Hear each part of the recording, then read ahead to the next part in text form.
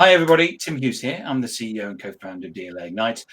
And with me today, I've got Sherrika Sanders, and we're going to be talking about how can you professionally advocate Mhm, for yourself. Now, I really mhm. wish that I knew this when I was young. So I'm really looking forward to dig into this. Sherrika, where can people find you? Thank you for asking, Tim. So I can be found on my website, which is transformthegap.com, and GAP is GAAP for reference. And then also on LinkedIn, that's my primary platform, as Sherrika Sanders. Happy to connect. Good. So let's go for a foundational question. What Mhm. does it mean to professionally advocate for yourself? Thank you for asking. So, professionally advocating for yourself is one's ability to speak up.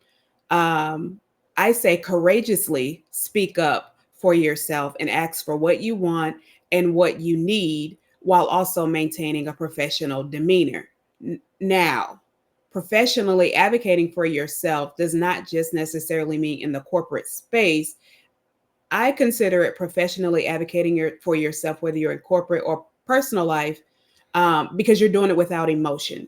So that's why I like the term professional, because you're doing it without emotion. You're basically stating the facts of this is what I need or this is what I desire and communicating that. But also we have our lives are different in terms of professional and personal, aren't they? Yes. And I guess both of them can have emotion in them. Hmm. But we're really talking about work at the moment in terms of what you can do if you were in your work and your career. Yes. Yes. And, Um, and, mhm. Go on.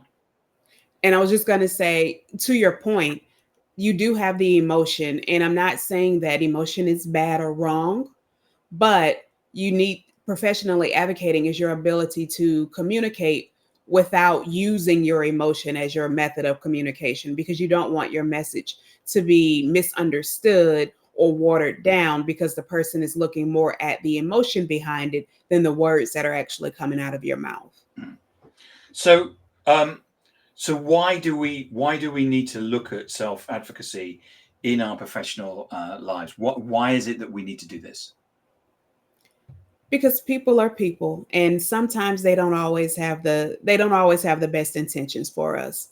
And I say sometimes because your manager could just be overwhelmed and trying to get things done and busy with their day to day, where they haven't realized how much you've stepped up as a member of the team and helped out and all the things that you've done. And so now it's time for, an increase. It's time for your review, and you want to make sure that you get the increase that you deserve or considered for the promotion that you deserve.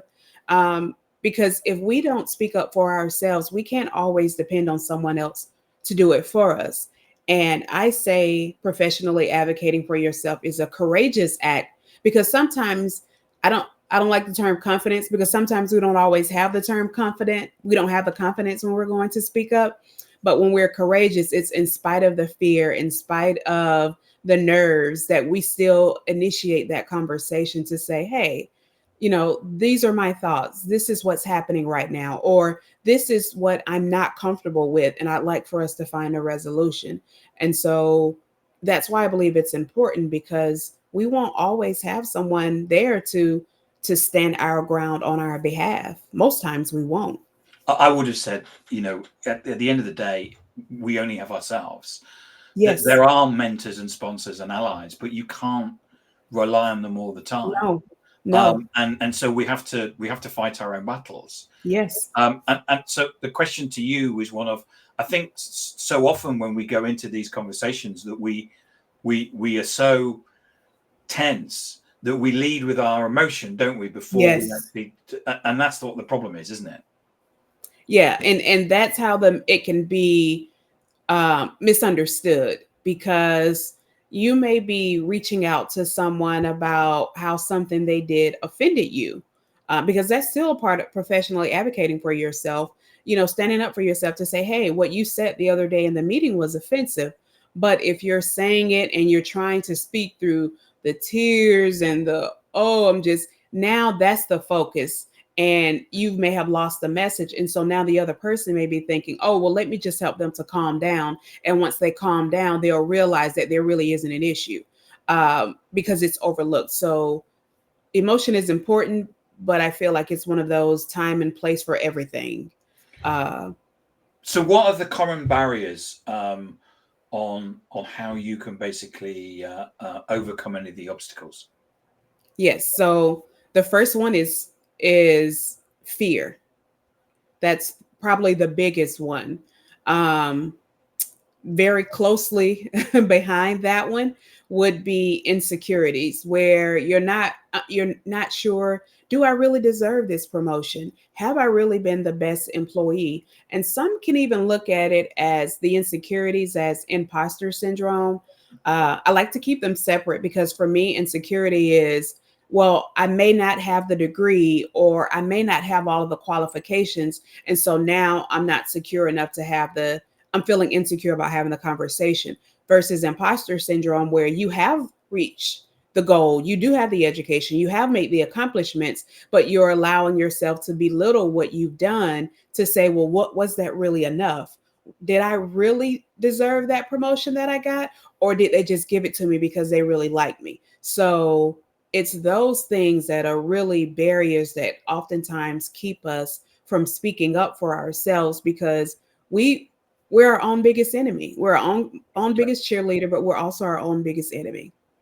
So, how can somebody build the confidence to talk in these? Because most of these are high stakes situations, aren't they? Yeah, yeah, they are. They are. And I I used a term earlier of just being courageous, and that's what I had to do even when I was in that corporate space. And the difference is, in confidence, you have that positive self-talk. You know, you deserve this, you're great, you're a winner, all of these things. These are all the things you've done before and why you should get this now. Versus being courageous says, I'm not really sure how this is going to turn out. I'm still a little bit nervous, and I even still may have a little bit of fear, but I'm going to move forward anyway. And that courage is what pushes you, regardless of those that anxiety, the nerves, the anxiousness. But I say courage, and then also doing that same positive self talk. What are the reasons why you're the best? If it's for a promotion, what are the reasons why you're the best fit? What are the accomplishments that you've already received or already attained that can help support your having this conversation with your manager? If it's something that's offensive, it's not going in with the conversation of you did this and you did that. It's talking about, hey, this is what happened, this is a situation, and this is how I was impacted by that situation. So it's having the courage, and then using the facts about the situation as your support to help you to navigate the conversation. So, we've had a question come in from V Storkia, who says, Sherrika, how can we overcome the fear of being perceived as pushy or aggressive when advocating for ourselves, especially for women and minorities? Great question. Great question. Yes. And so I think we're considered over aggressive when we initiate a conversation saying, this is what I need, this is what you need to do about it, and I'm not going to take no for an answer. So you're considered pushy or over aggressive when the other person doesn't feel like they have any options. When you are being forceful about, this is what has to happen right now. And honestly, if you feel like you're in a point where you have to have that conversation, there probably should have been some other conversations before you got to that point. Versus advocating for yourself says, works more as a partnership. Hey, this is what I would like to do. This is the goal that I would like to attain. How can we work together to accomplish this? So, professionally advocating for yourself is more of a collaborative effort, wherein being pushy and dominant is just saying, I deserve a raise. I've done all of these things, and you all need to give it to me, or else I'm leaving. Yeah. So now it's emotion. It's you've taken away their choices. You've basically given them an ultimatum, and now they're on the defense. And so it's, are they going to be on the defense and say, you know what? I don't want to help you now because I feel like I'm being attacked? Or is it one of those cases where you've now turned someone who could have been an ally against you because of your approach? Because it may be your deal. If in a corporate, there may be lots of layers, and you actually need your manager to fight Yes, your corner in a meeting. yes, yes, And so you need them on side, don't you? yes, yes, yes. Because it's a great question. I mean, one of the things that I've got down here was that what's the difference between self-advocacy and being assertive? Hmm.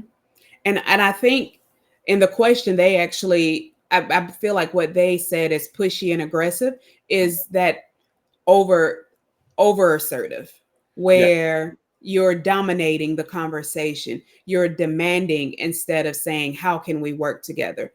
Because in professionally advocating for yourself, you're still telling them what you need, you're still speaking up for yourself and saying these are the things that I need to be successful.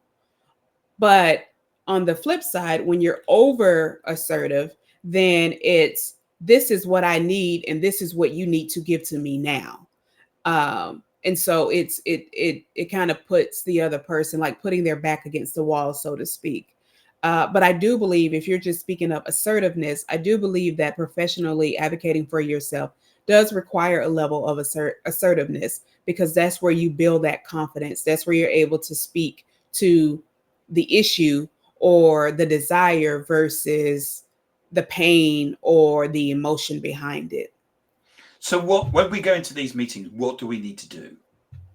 So first, you want to be prepared. That's the first thing. Write out the thing that you're going to ask for. Write out, and you have to think of write it out from a point of if they say no, Mm. because everything, even though you may feel like you completely deserve it and you have all of the answers, think about if they say no. So you want to write out and say, these are all of the things that I've accomplished. And just side note, I always kept a kudos folder in my email when I was in corporate, because that was my way to recall. You don't remember everything, but that was my way to recall whenever someone said, great job, whenever I went above and beyond. And so these type conversations are times where you can go to that kudos folder and pull out all of those I great used things to that print them you've all out done.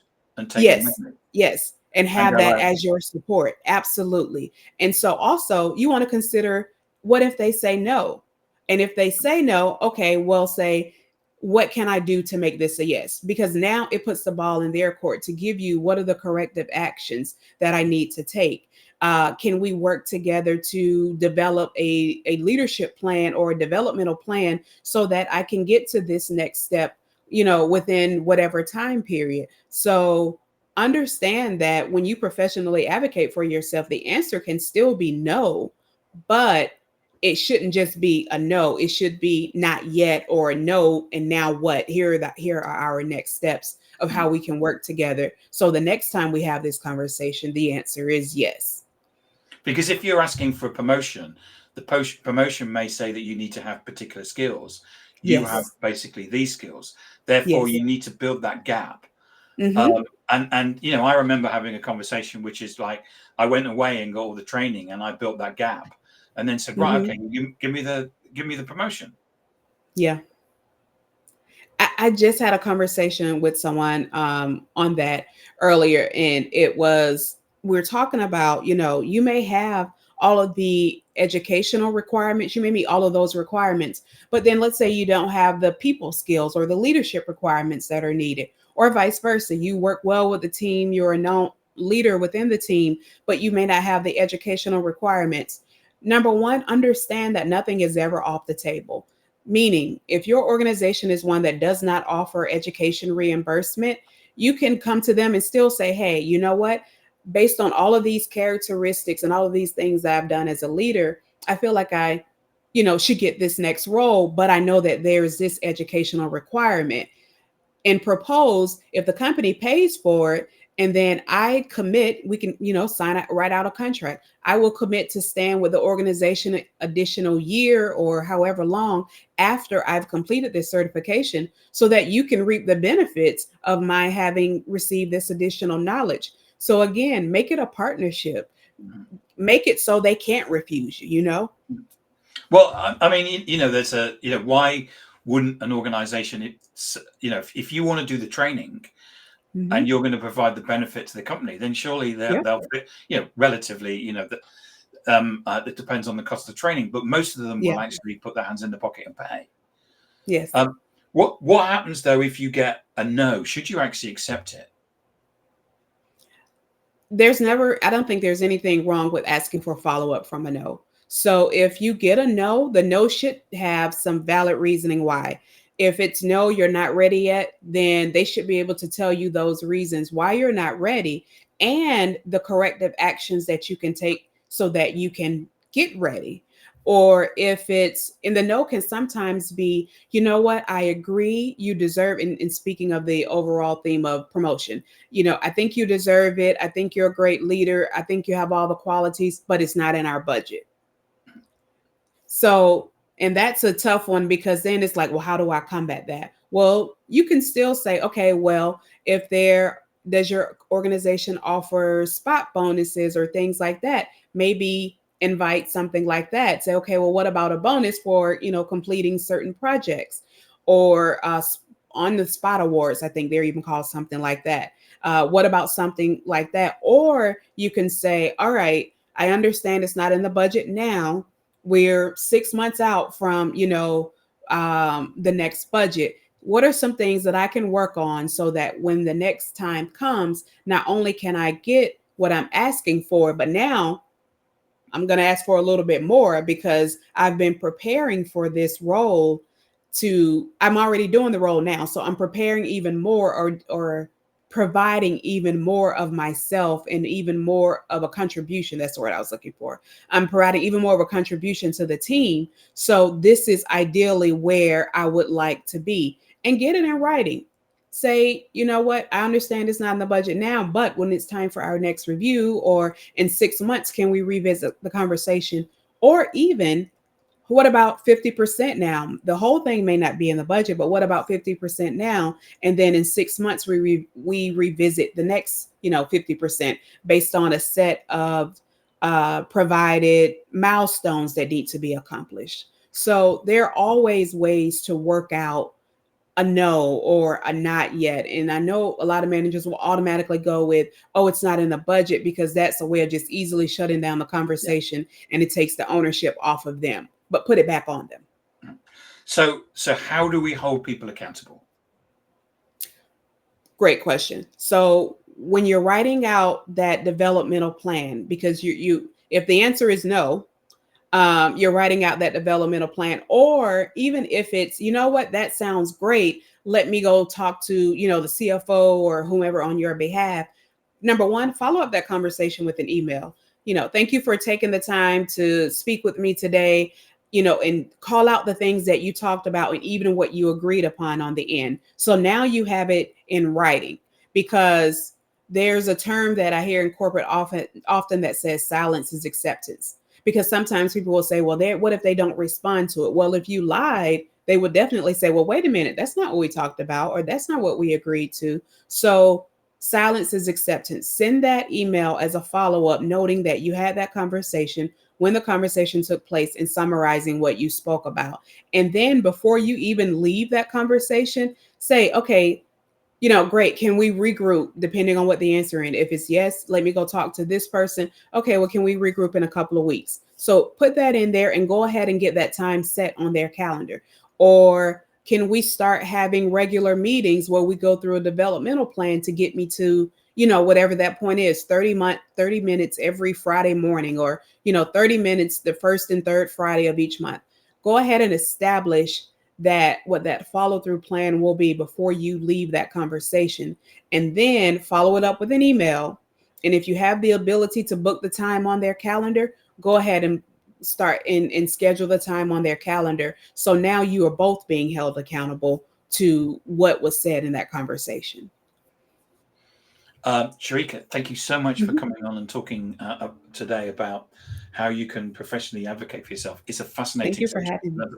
And as I say, I wish I had this when I was a younger man. Remind me where people can find you. Yes, so Transform the Gap, that's GAAP. So transformthegap.com. And then also LinkedIn, Sherrika Sanders, my name. So again, would love to connect if there are questions like the one that we had today. You're just trying to get some additional insight. Feel free to reach out. I love to help. Thank you so much for coming on today. It's a fascinating subject. Thank you so much.